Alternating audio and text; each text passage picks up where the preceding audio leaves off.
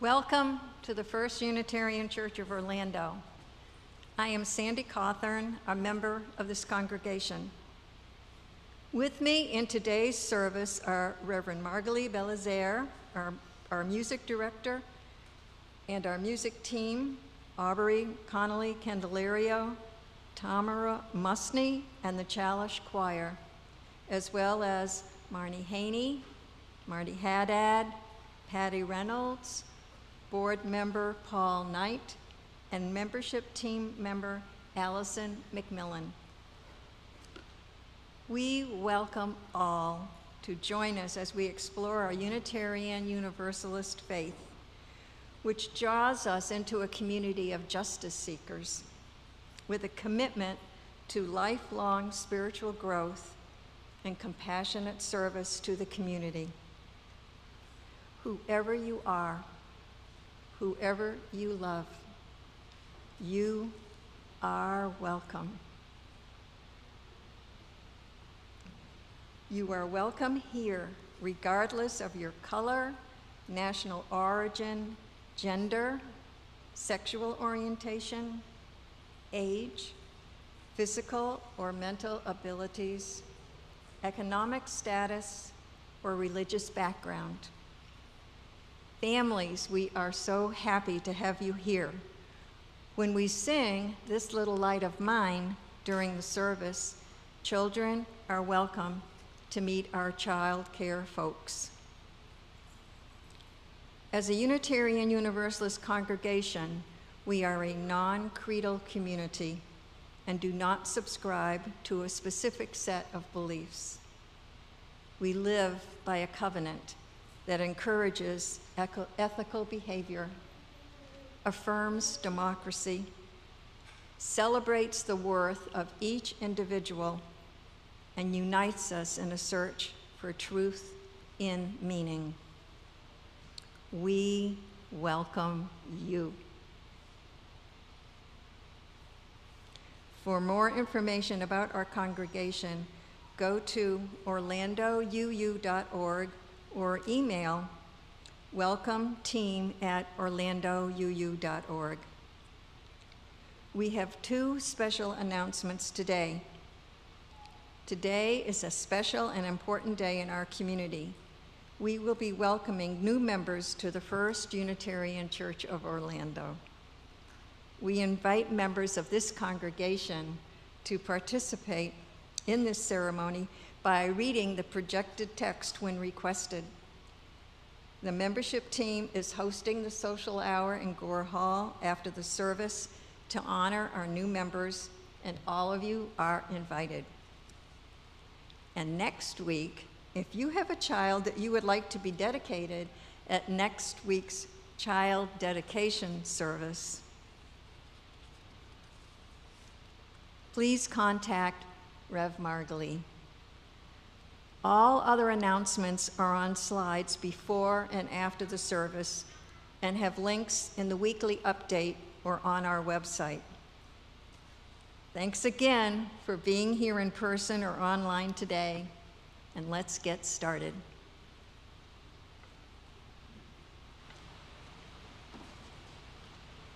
Please say the words with me as we light the chalice. In the light of truth and in the warmth of love, we gather to seek, to sustain, and to share. Now please rise in body or spirit and join me in singing our opening hymn number 1008, When Our Heart is in a Holy Place. The words are on the screen behind me.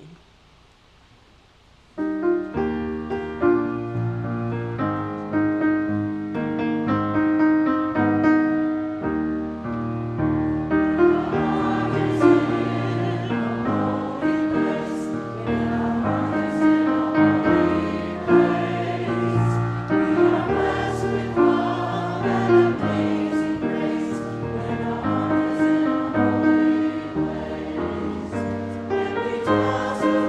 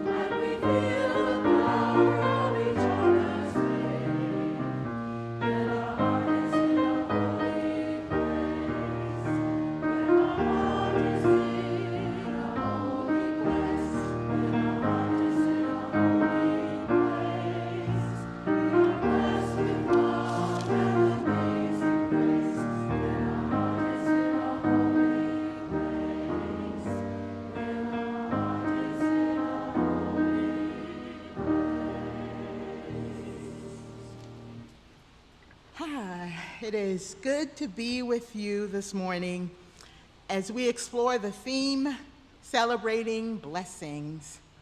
With the world seeming topsy-turvy, we might wonder if we have what it takes as people of faith to withstand one crisis after another.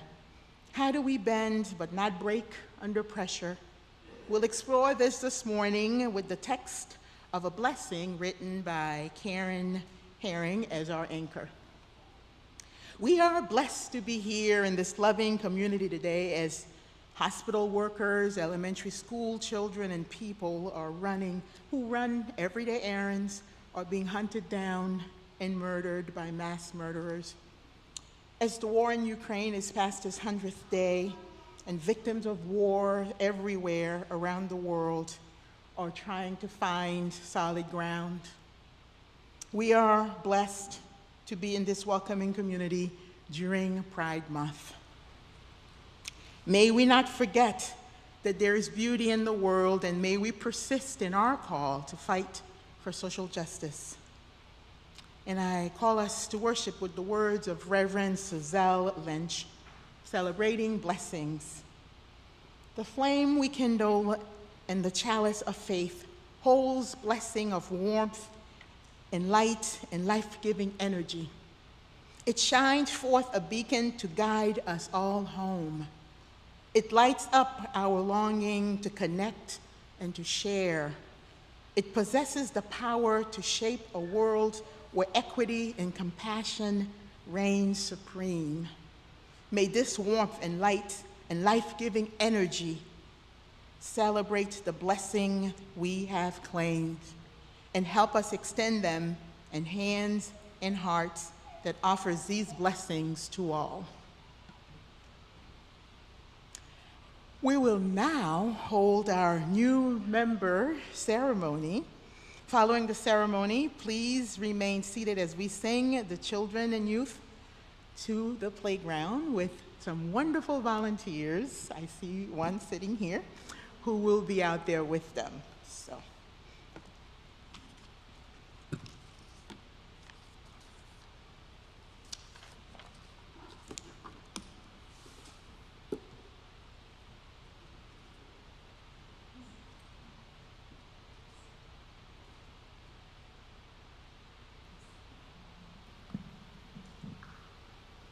It is our privilege and honor to take this time this morning to welcome our newest formal members of First Unitarian Church of Orlando.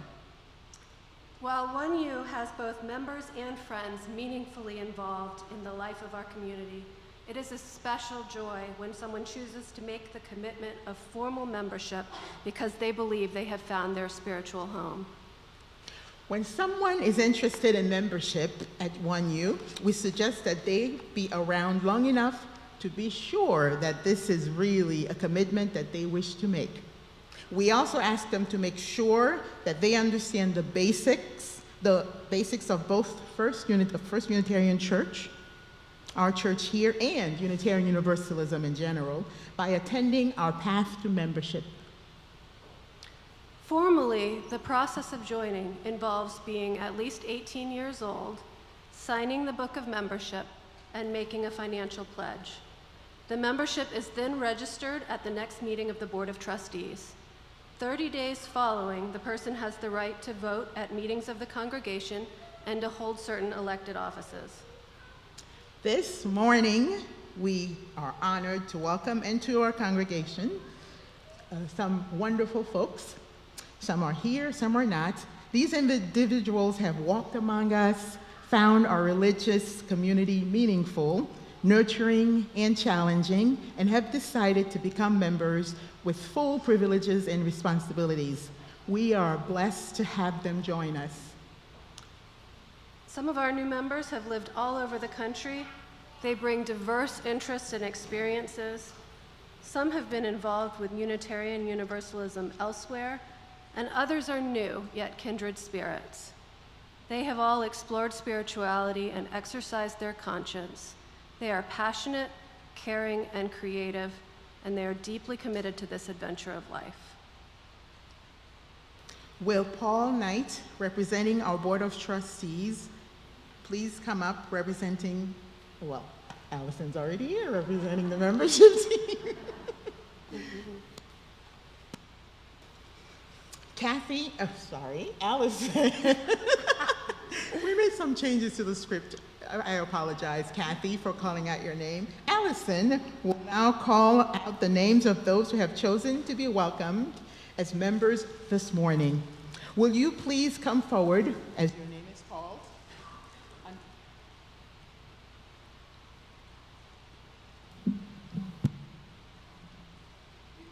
Unfortunately, many of our new members are unable to be with us this morning. They'll receive a membership card and can participate in a subsequent ceremony if they choose. So in person with us this morning, we have Joy Dickinson.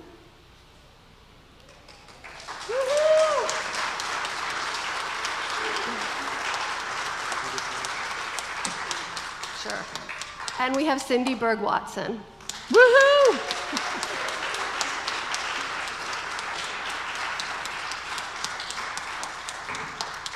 Those who are unable to attend today are the following: Nicole McAllister, Ryan McAllister, Sally McKittrick, Daniel Reyes, Lisbeth Ortiz Lopez, Jerry Throne, Larry Watchorn, and JT and Krista Edgren.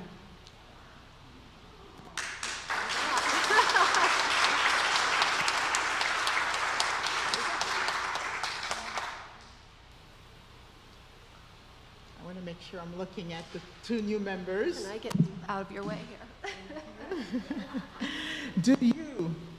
Do you, the newest members of First Unitarian Church of Orlando, accept the challenge to speak the truth and freedom, to search diligently for your own spiritual growing edges, and to love and minister to each other?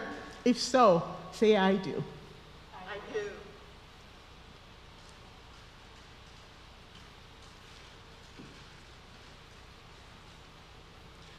Will the Board of Trustees, committee chairs, and other leaders of this congregation please rise in body or in spirit and remain standing? Do you, the leadership of this congregation, accept the challenges new members offer you to create and sustain a structure that represents the worth of every person, that honors the democratic process with access to information and decision-making, that recognizes and celebrates individual differences and seeks unity in diversity? If so, please say, "We do." We do. Would the rest of the congregation now, would the leadership remain standing, would you please rise in body or spirit? Do you, members of this beloved community, accept these newest members into your fellowship? Do you promise to make them welcome, to share with them your insights, your concerns, your hospitality, your resources, and your needs? Will you further celebrate the special talents and resources of these new members, recognizing that change and growth are signs of health, being open to the enrichment of their presence? If so, say, "We will." We will. In recognition of our covenant, let us say together our historic bond of union, which is displayed on the screen. We associate ourselves together for the study and practice of morality and religion as interpreted by the noblest lives of humanity, hoping thereby to prove helpful to one another and to promote truth, righteousness, and love in the world. Cindy and Joy, welcome. And now I invite all of you older members to welcome our new members with a round of applause.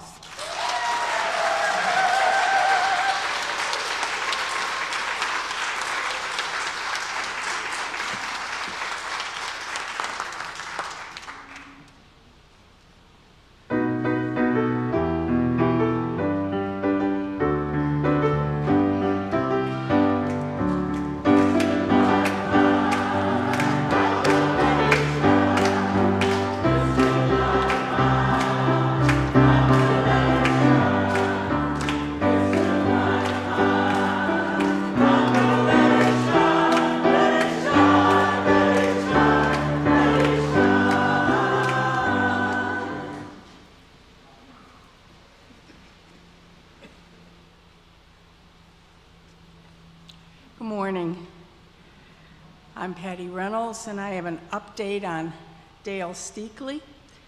She is at the Delaney Health and Rehab Center recovering from a fractured ankle and subsequent surgery. She will be there for several weeks, and cards and visitors are welcome. Ben McKay shares a joy.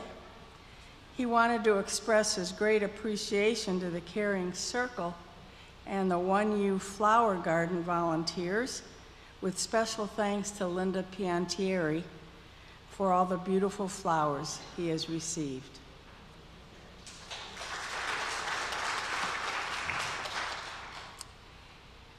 Next Sunday, June 12th, is the anniversary of the Pulse shooting. There will be an event of remembrance from noon to 3 next Sunday at Lake Eola by the band shell.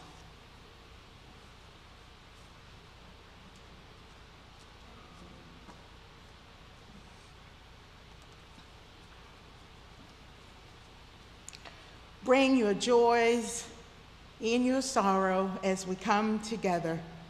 Come as you are. Your whole self is welcome in this sacred space we are creating together. For those who continue to worry about how they will feed their babies because of the food shortage in this country, may the resolution to this crisis reach you soon enough, sooner rather than later. For the beloveds of hospital workers, elementary school children, and all the others who fell victim to the 233 mass shooting so far in this country this year, may you find relief and may you have peace of mind. For those who continue to suffer because of war, and for those in the front lines, may you be sustained and may you not feel abandoned in your struggle. And for all the joys and sorrows of this community shared, and for those held close to the heart, let's pray, let's celebrate, and let's send each other healing energy. I invite you now into meditative prayer with the words of Reverend Rebecca Savage. Spirit of life, eternal beloved of mystery and grace, receive our prayer. We come before that which is greater than ourselves in gratitude for the fullness of our lives, for the anguish and grief that informs our mission to side with love again and again, for the suffering and disenfranchisement of our people that foments our passion for justice and wholeness, for complex lives, for hard lives, for real, full, and overwhelming lives. We give thanks for the blessings that we have been given, the reassurance of community, the steady warmth of hope, and the unwavering faith that there will be better days. We give thanks and seek your grace. Spirit of love, come alongside with all the holy nudges that we need, so we may live in such a way that we celebrate all the blessings that we have been given. So may we be the blessing in the world.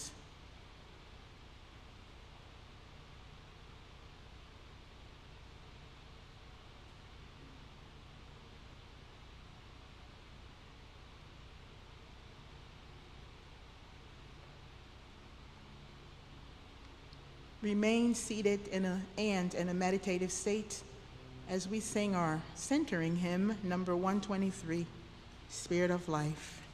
Words will be on the screen in English, followed by Spanish.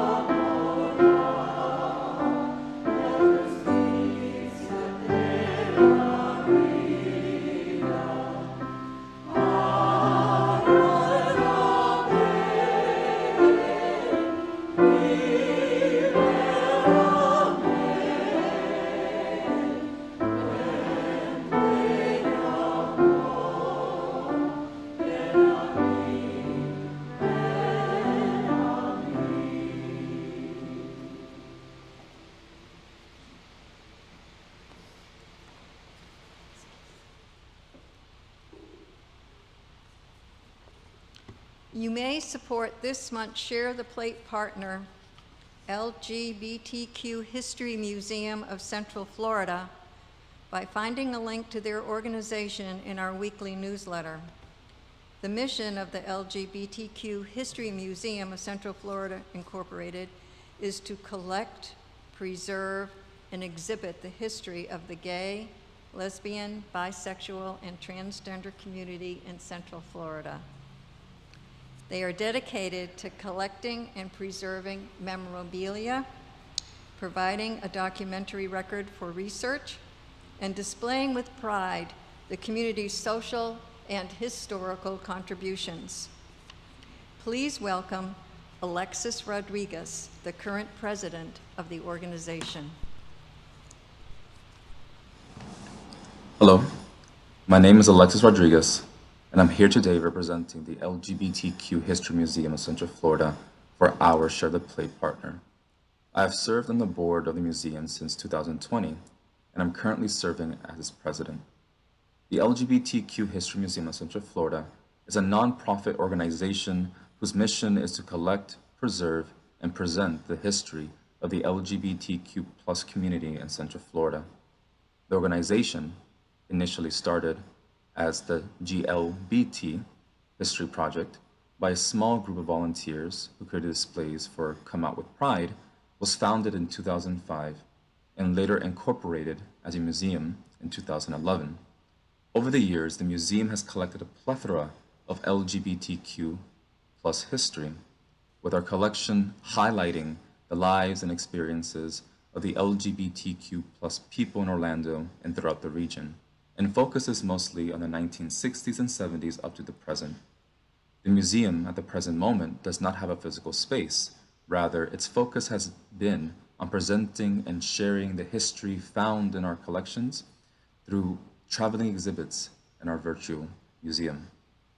The goal of this digital and mobile museum is to illuminate the struggles, triumphs, and experiences of Central Florida's LGBTQ+ population, especially now in a time of uncertainty. Considering recent events such as the Pulse nightclub shooting, the transgender military ban under the Trump administration, and the passing of Bill 1557, or known as the Don't Say Gay bill, it has become important to not only record our history, but to present it as it is, without political or ulterior motives for future generations to come. Unfortunately, LGBTQ history is neither taught in schools nor usually as a part of family history. I myself, raised in Central Florida for most of my life, did not know anything relating to Central Florida's LGBTQ+ history until I interned for the museum in 2020, uncovering a treasure trove of history that not only centered the gay narrative back to local groups, gay bars, and queer spaces, but showed connections to other regions of Florida and the United States. This greatly impacted me as a prospective historian, allowing me to understand history in a new light, one that is alive and is shaped by the day-to-day life of each person. I would also like to add that working with the museum over 2 years allowed me to implement the methodologies taught by the history professors at UCF, who also have or are serving on the board today. As a whole, we believe in sharing the stories and past experiences of LGBTQ+ people can help us create a more inclusive history and can help us better understand our world and our differences, which we believe will lead to appreciation, acceptance, and safer, more inclusive spaces for all. Over the years, we have exhibited our collection at Come Out with Pride, the Orange County Regional History Center, the University of Central Florida and Seminole State, and various local businesses, along with presenting our research at conferences such as the National Council of Public History Conference under our then President, David Madison. Many members of this congregation have supported us in various ways, and with your help, we have managed last year to deal with the financial dealings that comes with being a grassroots project. which I may add, has seen considerable growth and change. In May 2021, the museum entered into a partnership with the University of Central Florida to serve as a collections repository that will facilitate greater access to the archives and keep our archival materials safe in a temperature and humidity-controlled environment. Special thanks to David Benjamin, UCF Director of Special Collections, and to the board members who have worked on making this move a possibility. We have also created 2 exhibits at the center, along with publishing more than 4 exhibits for the website, and there is many more projects and internships and exhibitions to come. As mentioned before, much of the progress we have made as a museum and as a community at large stemmed from working alongside our allies, from the interns from various colleges and universities around the United States to the board members whose interdisciplinary insights helped shape the organization that we have today. However, much of the help comes from the community, from individuals like you who see the mission and the goal of the project as worth contributing financially, even during economic uncertainty. For anyone who wants to contribute, please take a look at our website at www.floridalgbtqmuseum.org, where you can find the donate link on the homepage. I thank you all on behalf of the museum for allowing us to be a part of this Share the Plate, and thank you for taking the time to hear this.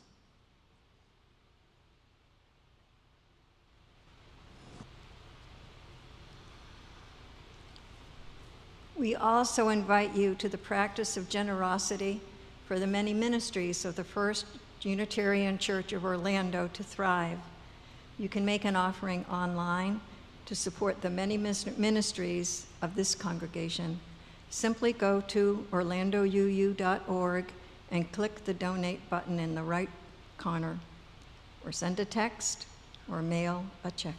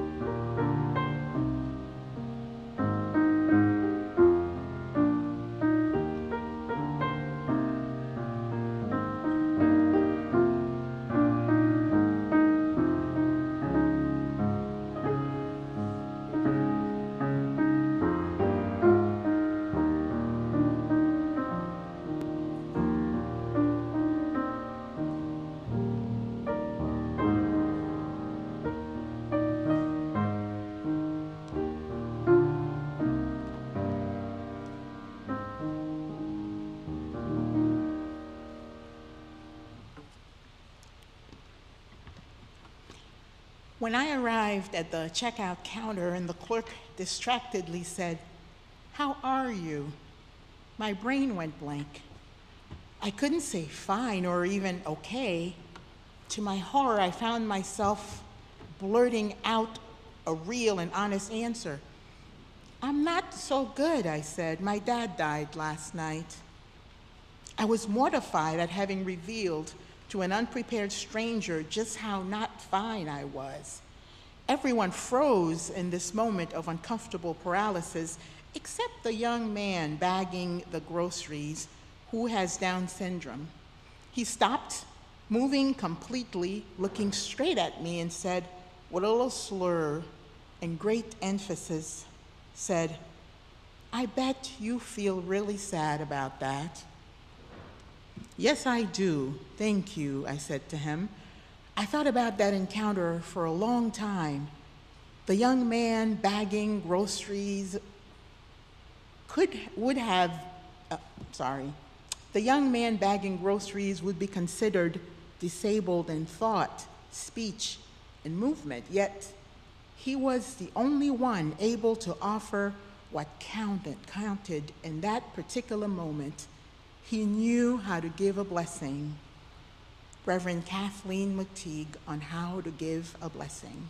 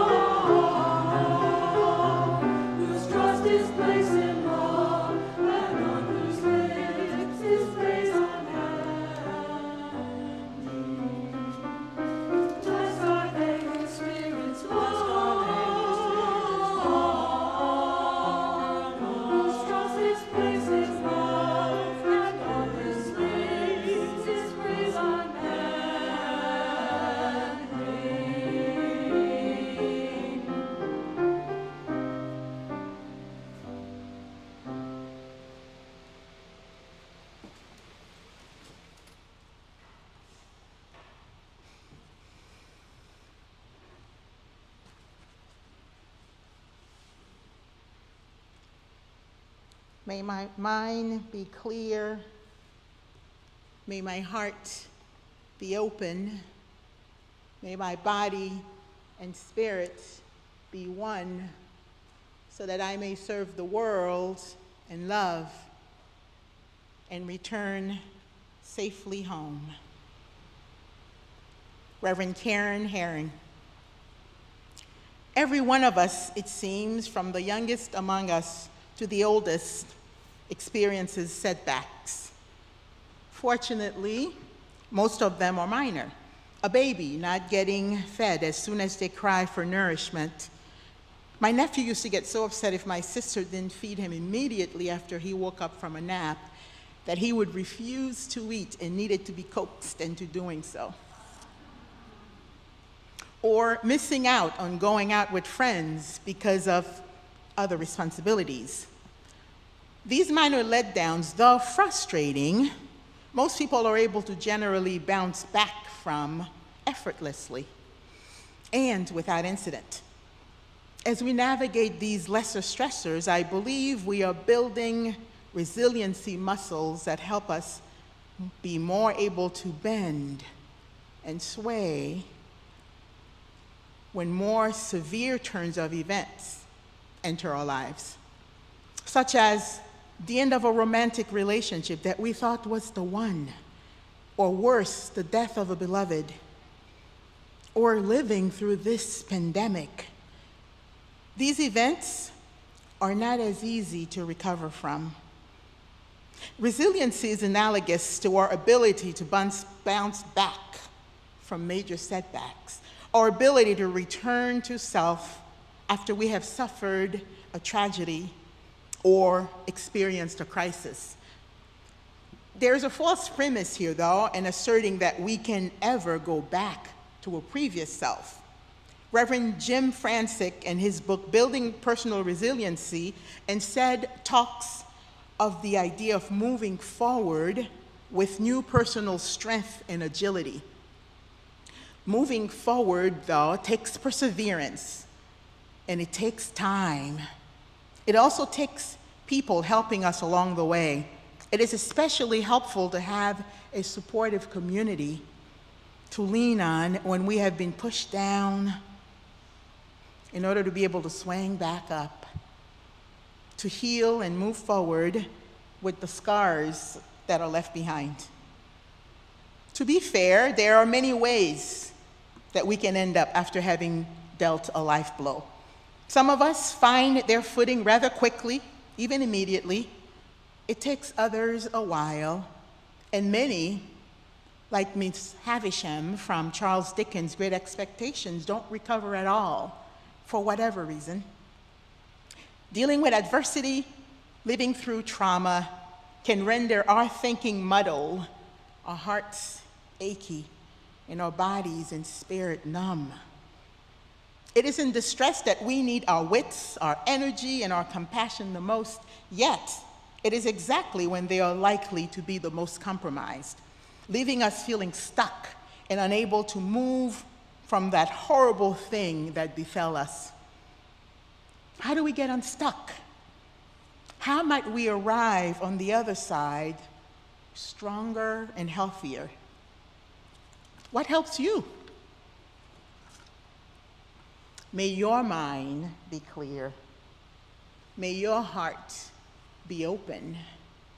May your body and spirit be one, so that you may serve the world in love and return safely home. May your mind be clear. Clarity of mind equals clarity of action. A clear mind is an uncluttered and agile mind. It is one that can zero in on what it is that it is searching for, on what is happening. It doesn't get stuck on could have been, should have been. It is reality-based. I also think there's a certain level of peace that one experiences with clarity of mind. Again, the rub is when we're in crisis, we're less likely to have that clear mind. It can be difficult to hang on to just one thought, let alone take action, the action that we need to get ourselves unstuck. We can become paralyzed with the unfairness of it all. I mean, how is it that other people appear to have it so easy while you are suffering? And such thoughts, they do give some level of relief, focusing on the unfairness of it. Sometimes it gives a reprieve from the pain, but those thoughts can eventually begin to crowd the mind, right? Keeping us from focusing on forward motion. They keep us rigid in our thinking when agility is what we need. They can keep us from facing the hard reality that being human means being susceptible to misfortunes. May your heart be open. Generally credited to the Islamic philosopher and poet Rumi, the guest house reads, "This being human is a guest house. Every morning I receive a new arrival, a joy, a depression, a meanness. Some momentary awareness comes as an unexpected visitor. Welcome and attend them all. Even if they are a crowd of sorrows who violently sweep your house empty of its furniture, still treat each guest honorably. They may be clearing you out for some new delight.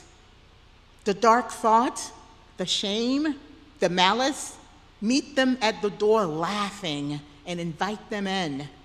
Be grateful for whoever comes, because each has been sent as a guide from beyond. Now, I can't promise that I will meet sorrows at the door laughing. But the invitation here in the poem is to allow these storms that disrupt our lives. When we look at what's going on in the world today, it seems like it's one crisis after another, in addition to the everyday crisis of taking care of those who are close to us, who are dear to us, who have fallen sick. Right? So all of these storms that disrupt our lives, the poem is inviting us to allow them to stretch us instead of letting them constrict us, instead of letting them closing us off, to learn the lessons they're teaching us, to make us better able to open our hearts to someone else when their own guest make an appearance. It is an invitation to be fully human, yet it is a lot to ask of anyone, to be grateful for heartache, pains, and suffering that besiege them, to sit with them and engage them. It is heart-wrenching work, yes. And if we're lucky, we've developed some resiliency muscles along the way with those everyday setbacks I talked about earlier. And those little setbacks hopefully have taught us to deal with bigger, more challenging setbacks. And then if we're truly lucky, we're blessed with a community that surrounds us in our difficult moments, friends and family we can call on. The bottom line is, though, we can't afford to allow our hearts to become closed off as a result of the experiences that cause us pain, because in so doing, we can inadvertently become bitter or worse, indifferent. And our hearts then are not simply close to pain, they are also close to the beauty and wonder of life. May your body and spirit be one. When I was little, I used to think I was psychic, that I could predict doom and gloom, what was coming ahead. Or joy too. I would have an overwhelming feeling in my body, a sense of anticipation, and I would even tell people something's coming. I have since learned that I am decidedly not psychic. I just needed to work harder on keeping my body and spirit in accord. My body would know what's coming, but my spirit was clueless. And I would venture to say that as you use, we don't generally do well at linking bodies and spirits. We tend to be about the mind, and we quiet the body. We make it still. And if it insists on talking, we ignore it. We don't always see the connection between body and spirit. Yet, when our spirit is weighed down, or when we're suffering, whether it's something physical or emotional or spiritual, our bodies are the first to tell us, to alert us that something is up. Our heart rate, right? That rises. Adrenaline gets poured out, and we feel activated. Our body's ready for anything, whether it's fight or flight. Reverend Hardy's, in speaking of our third principle, acceptance of one another and encouragement to spiritual growth in our congregations, notes that spiritual growth isn't about a vertical ascent to heaven, but about growth in every dimension. Growth in spirit doesn't measure one's proximity to the divine, but rather to the spaciousness of one's soul, its volume, its capacity, its size. I believe in order to grow that spaciousness of our soul, in order to withstand setback and grow in ways we can be resilient, it's important to be mindful of what our body is telling us. This can help us tend to not just the body, but to the spirit. And this tending can be as simple as paying attention to our breathing and slowing it down if we need to. For some, it's meditating. Others, it may be taking a walk in nature if you have the means and ability. All of these things and other things I'm sure you know well can be sources of grounding you. In addition to that, rest. I know we live in a world that it's very well accepted to say how much you're working, but if you say you're resting, you could be labeled as lazy. Well, own it. Rest. Rest. Also, we can let ourselves feel that hurt, right? Feel the activation in the body. Sit with the feelings and the body's response to it. Sometimes we're so closed off from our bodies that we don't realize the tension that it is holding. Feel that tension right now. Drop your shoulders.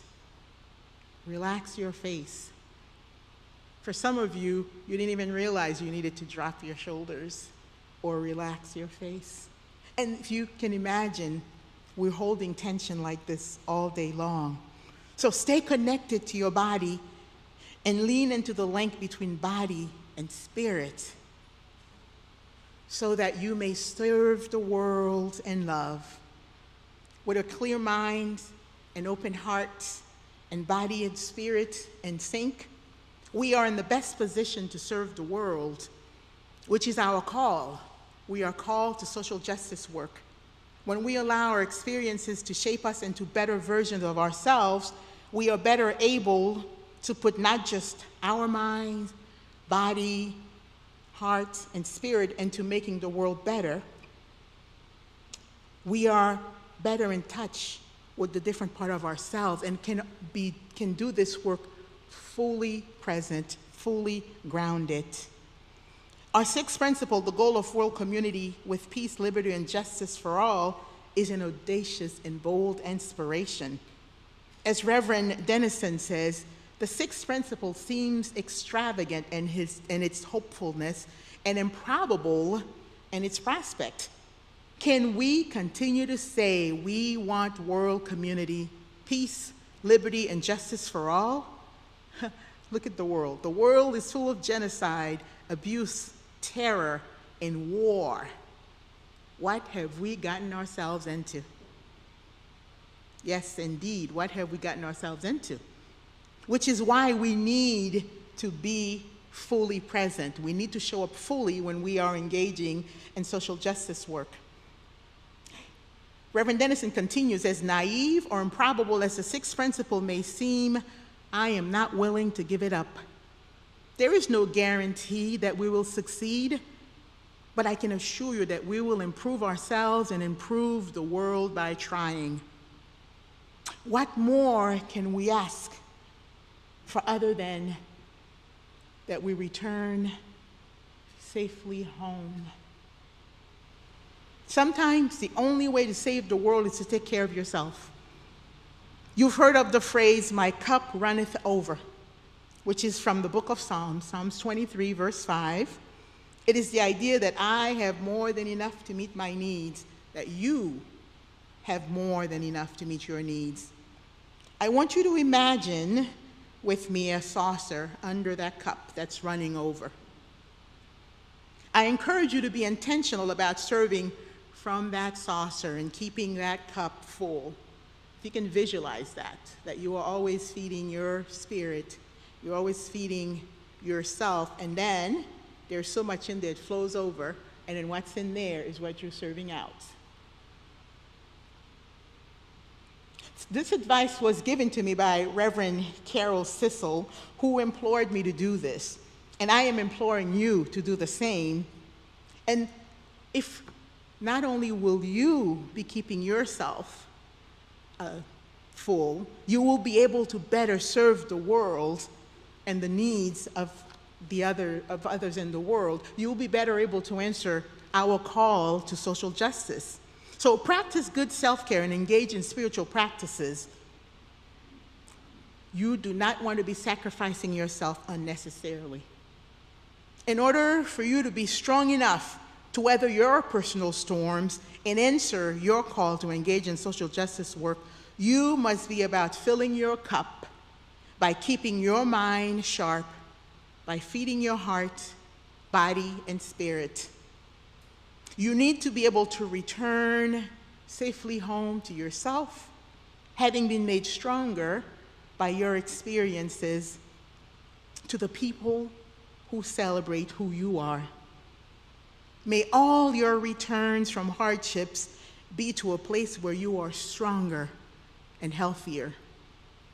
And may our hearts, please join me if you can, may our minds be clear. May our minds be open, our hearts be open. May our body and spirits be one, so that we may serve the world in love and return safely home. Once again, please rise in body and spirit and join me in singing our closing hymn, 1011, Return Again. Words will be on the screen.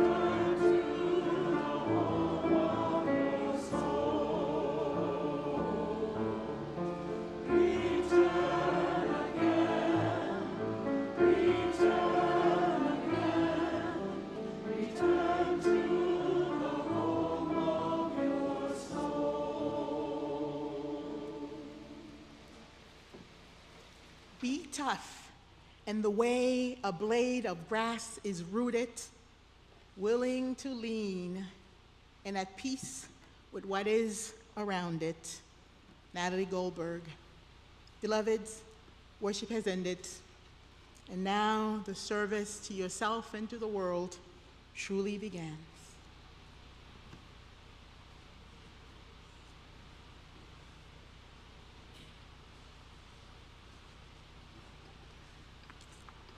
Please say these words with me as we extinguish the chalice. We extinguish the flame, but not the light of truth, the warmth of community, or the fire of commitment. These we carry in our hearts until we are together again.